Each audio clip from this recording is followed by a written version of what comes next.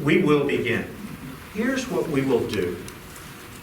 We will start with a deck of playing cards. And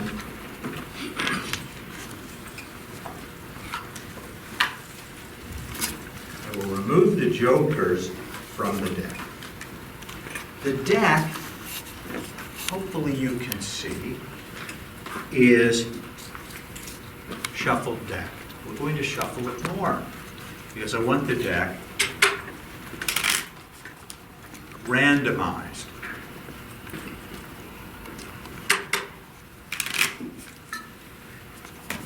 What we are hoping to demonstrate is a sense of synchronicity. We were all together. That we're bringing the answers together for the exam so that we are all going to do extremely well on both the block and the final, or however they're configured. And I'm going to ask, may I, ask you to just say stop at any time. Very good. I'm going to have you, please, we'll set that card face down. I don't even want to see it. The deck, as you all will verify, is just a thoroughly mixed deck of cards.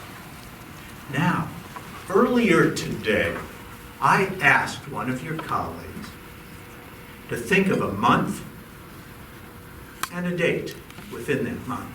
Is that correct? Is your colleague here? Would you please raise your hand? Excellent, excellent. And am I right? You thought of a month and a day, yes? Yes. Okay, very good. And you remember the month and the day that you thought of. And you did not tell me that month and day, did you? Correct. So I have no idea what the month or day is. And in fact, nobody else in this room knows except maybe a person sitting next to you. Is that correct? And they didn't tell me either, did they? They do not. No, so I have no idea what the month or the day is. Now, earlier, I gave one of your colleagues a calendar to hold. Is that right? And if you hold that up, Dr. Walter has that calendar, and there's a rubber band around that calendar so that we can't get into it. But now what I'm going to do is I'm going to ask Dr. Walter, if you will, please, if you'll take the rubber band off, open the calendar, and tell us what you find inside. And it's exactly what it appears. It's a calendar. However, what you will note is there's writing in the calendar, isn't there? Yes. There is. And you see, every day in the calendar has a card handwritten in it, randomly. Is that correct? Yes. Every day has a random card written there. No rhyme or reason to, no order to them. They're just randomly written in there. And now, what I am going to do is I am going to ask our colleague, please, to tell us what month you thought of. May. May. I'm going, May, will you please turn to the month of May? And I'm going to ask Dr. Walter to turn to the month of May. And when you do, I'm going to ask you just to look, and you'll notice there are different cards written in every day of the month of May. Is that correct? Yes. And now I'm going to ask if you will please tell us, what day did you select? What date in May?